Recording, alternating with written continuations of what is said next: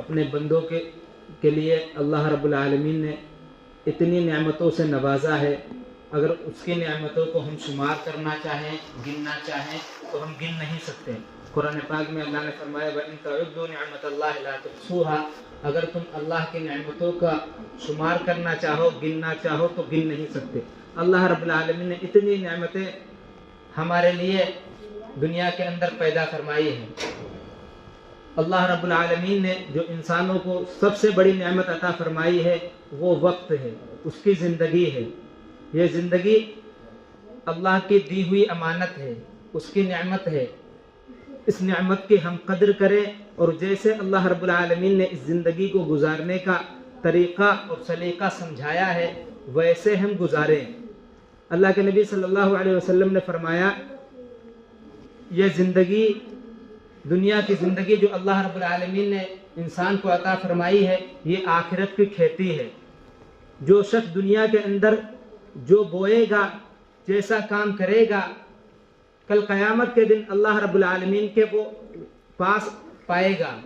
جو جیسا یہاں وہ بوئے گا ویسا کل قیامت کے دن کاٹے گا۔ اللہ کے رسول صلی اللہ علیہ وسلم نے فرمایا۔ ہماری سوچ کیا ہوتی ہے کہ ہمیں زندگی ملی ہے، ہم اپنی مرضی کے مطابق گزارتے ہیں۔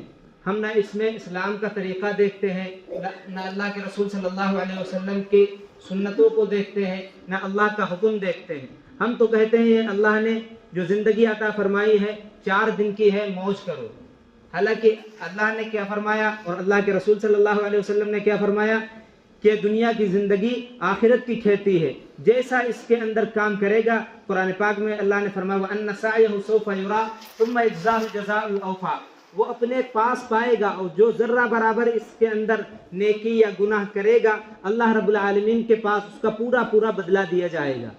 اللہ کے رسول صلی اللہ علیہ وسلم نے حدیث میں بھی فرمایا کہ نعمتان مغبون فیہما کثیر من الناس، اللہ رب العالمین نے انسانوں کو 2 نعمتیں عطا فرمائی ہیں، جب وہ نعمتیں اس کے پاس ہوتی ہیں اس کی قدر نہیں کرتا، جب وہ نعمتیں چلی جاتی ہیں پھر افسوس کرتا ہے، حسرت کرتا ہے، چیختا ہے، اللہ رب العالمین سے دعائیں مانگتا ہے۔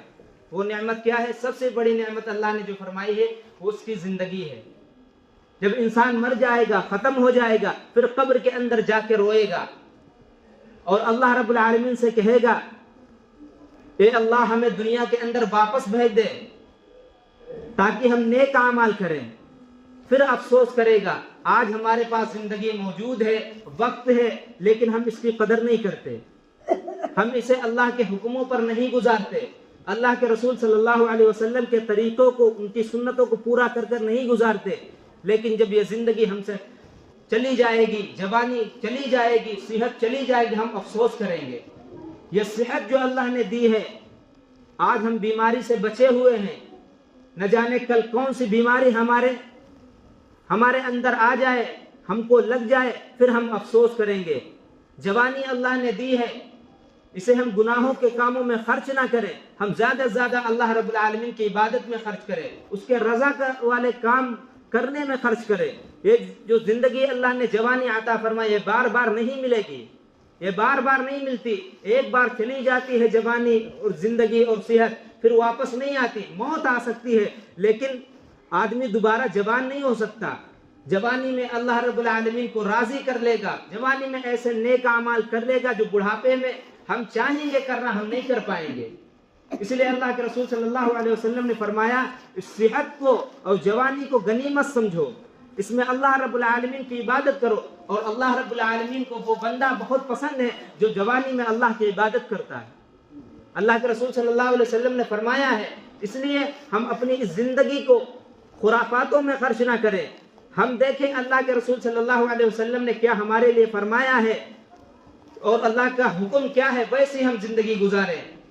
ہم ابھی نیا سال آئے گا، اس میں جشن مناتے ہیں، خوشی مناتے ہیں کہ نیا سال آیا، حالانکہ جشن اور خوشی منانے کا یہ وقت نہیں ہے۔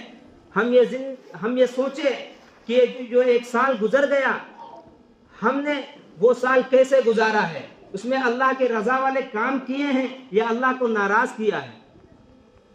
جیسے ہی سال شروع ہوگا ہم سب اس کی خوشی میں جشن مناتے ہیں، شہروں کے اندر چلے جاؤ جشن مناتے ہیں، محفلیں سجاتے ہیں گناہوں کی اور ایسے ایسے گناہ کرتے ہیں. پوچھو تو یہ کس لیے کرتے ہو؟ کہتے ہیں نیا سال آ گیا، نیا سال آ گیا. یہ ہم جو جشن مناتے ہیں ہمیں اس کا حکم نہیں ہے.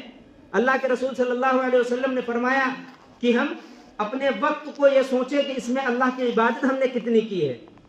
یہ سال جو گزرا ہے ہم نے اس میں اللہ کو ناراض کتنا کیا ہے، یہ ہم سوچیں اور افسوس کریں اور اللہ سے دعا کریں کہ اے اللہ جو آئندہ سال آئے ہم اس میں تیری رضا والے کام کریں. ہمیں یہ حکم ملا تھا، نہ کہ ہمیں یہ جشن منانے کا حکم ملا تھا. صحابہ کرام رضی اللہ عنہ اجمعین کی زندگی دیکھو، کبھی انہوں نے پوری زندگی میں نیا سال آیا خوشی نہیں منائی، جشن نہیں منایا اور گناہوں کی محفلوں کو نہیں سجایا، گناہوں کے کام کرنے کو وہ نہیں آئے.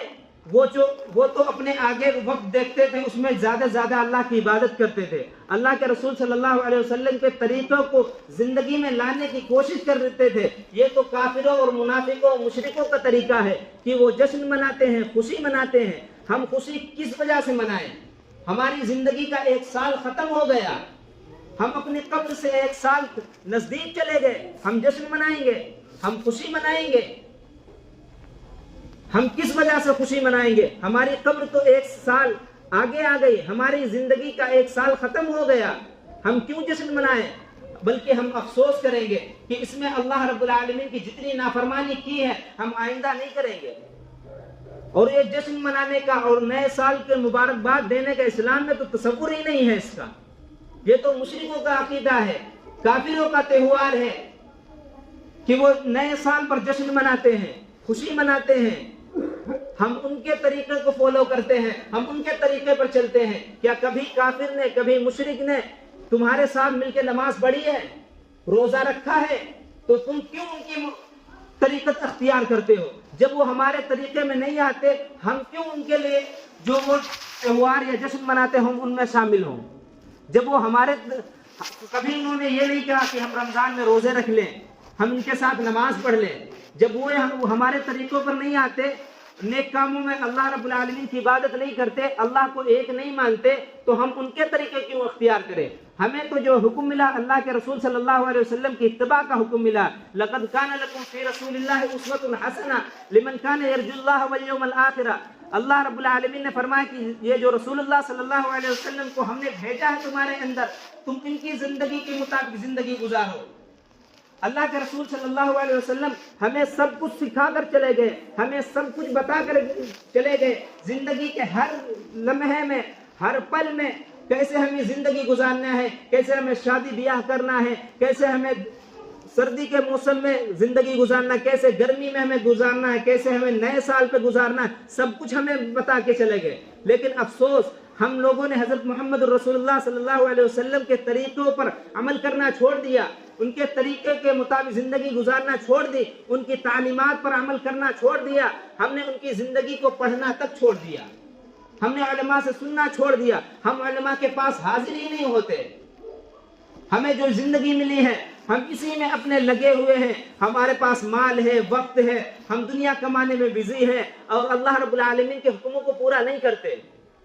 لیکن جب یہ زندگی چلی جائے گی، ختم ہو جائے گی، ہم بھی ان کی طرح روئیں گے. جو قبروں کے اندر جنہوں نے نیک اعمال کر کے نہیں گئے وہ رو رہے ہیں، ویسے ہی ہم روئیں گے. اس لیے اللہ کے رسول صلی اللہ علیہ وسلم نے فرمایا عقل مند اور ہوشیار وہی ہے جو مرنے سے پہلے مرنے کی تیاری کر لے. تیاری یہی ہے کہ اللہ کے احکام اپنی زندگی کے اندر لائیں، ایک ایک طریقے کو اللہ کے رسول صلی اللہ علیہ وسلم کے طریقے کے مطابق زندگی گزاریں. ہر لمحے کے اندر، ہر پہلو کے اندر اللہ کے رسول صلی اللہ علیہ وسلم نے ہماری رہنمائی فرمائی ہے کہ اگر تمہارے پاس مال ہے، مال کہاں خرچ کرنا ہے، اگر تم جوان ہو کیسے عبادت کرنی ہے، بوڑھے ہو کیسے عبادت کرنی ہے، کتنا عبادت کرنا، سب کچھ اللہ کے رسول صلی اللہ علیہ وسلم نے فرما دیا. اللہ کے رسول صلی اللہ علیہ وسلم کی زندگی میں سب کچھ موجود ہے، لیکن افسوس کہ ہم لوگوں نے پڑھنا چھوڑ دیا. اللہ کے رسول صلی اللہ علیہ وسلم کے طریقے کے مطابق عمل کرنا چھوڑ دیا. اللہ کے رسول صلی اللہ علیہ وسلم کی جو زندگی تھی ہم نے اس زندگی کو یہ سمجھ لیا کہ یہ مولویوں کا کام ہے، یہ ملا جی کا کام ہے، یہ مسجد کے امام صاحب کا کام ہے، یہ ہمارا کام نہیں ہے. کس نے کہہ دیا یہ امام صاحب کا کام ہے، سب کا کام ہے، جس نے بھی لا الہ الا اللہ محمد الرسول اللہ پڑھا ہے اس کے ذمہ فرض ہے، لازم ہے کہ وہ رسول اکرم صلی اللہ علیہ وسلم کی زندگی کو پڑھے اور ان کی زندگی کے مطابق اپنی زندگی ڈھالنے کی کوشش کرے، گناہوں کا کام چھوڑ دیں، اس لیے کہ ہمیں مرنا ہے، ہمیں اللہ رب العالمین کے پاس جانا ہے، ہم کیا جواب دیں گے؟ اگر ہمارے پاس مال ہے ہم مال کو اللہ کے راستے میں خرچ کریں۔ آج کیا ہوتا ہے کہ ہم جمعے کے دن آتے ہیں اور مسجد کے اندر چند ٹکے اور چند روپے پکڑاتے ہیں، ہم یہ نہیں دیکھتے کہ یہ جو چند سکے پکڑا رہے ہیں کس کو دے رہے ہیں، ہم یہ جو سکے دے رہے ہیں کس کو؟ اللہ رب العالمین کو دے رہے ہیں۔ ہم گھر سے کھلے پیسے لاتے ہیں، ٹکے لاتے ہیں کہ مسجد کے اندر پکڑاتے ہیں، اور ہم خرچ کرنے پر آتے ہیں گناہوں کے کاموں میں، ہم زیادہ سے زیادہ خرچ کرتے ہیں، لیکن ڈبے کے اندر مسجد کے اندر بہت تھوڑے پیسے دیتے ہیں۔ سچ بتاؤ 5-10 روپے میں مسجد کا خرچہ چلے گا؟ 5-10 روپے ہم ہر ہفتے آ کے مسجد میں دے دیں، اللہ کے گھر میں دیں گے، سچ بتاؤ اس سے مسجد کے اخراجات پورے ہوں گے؟ ہم پورے دن میں کتنے روپے خرچ کرتے ہیں؟ 100, 200, 300 روپے ہم ہر حال میں خرچ کرتے ہیں، ہم میں سے ہر شخص۔ اگر بچوں کو بھی دیتے ہیں 10 روپے سے کم نہیں دیتے ہیں، لیکن جب مسجد میں آتے ہیں تو چند ٹکے پکڑاتے ہیں۔ اس لیے میں کہتا ہوں برا نہ ماننا، یہ مسجدوں کے اندر چند ٹکے اور سکے دینا بند کر دو، اس سے کوئی فائدہ نہیں ہوتا، کچھ نہیں ہوتا، ان پیسوں سے کیا ہوگا؟ کم از کم مسجد کا خرچہ 20,000 روپے کم سے کم ایک مسجد کا ہوتا ہے، 15-20 ہزار روپے ہر حال میں ہوتا ہے، اور ہم آتے ہیں جمعے کے دن چند روپے پکڑاتے ہیں۔ اللہ کے رسول صلی اللہ علیہ وسلم نے ہمیں کیسی تعلیم دی تھی؟ جب اللہ کے رسول صلی اللہ علیہ وسلم نے چندے کی بات کہی تھی ایک موقع پر، صحابہ کرام رضی اللہ عنہ اجمعین سب کچھ قربان کرنے پہ آ گئے۔ حضرت ابو بکر صدیق رضی اللہ عنہ گھر کا پورا مال لے کر آئے، حضرت عمر رضی اللہ عنہ آدھا سامان لے کر، گھر سے آدھا سامان لے کر آئے، حضرت عثمان غنی رضی اللہ عنہ کتنا سامان لائے؟ انہیں پتا تھا یہ جو ہم دے رہے ہیں اللہ رب العالمین کے پاس ہمیں واپس ملے گا۔ آج ہمیں یقین نہیں ہے اس لیے ہم نکالتے بھی نہیں ہیں، ہم کہتے تو ہیں کہ اللہ رب العالمین ہمیں دے گا، لیکن سچ بتاؤ اگر ہمیں یقین ہوتا اللہ رب العالمین کی باتوں پر، ہم مسجدوں میں پیسہ خرچ کرنے سے نیک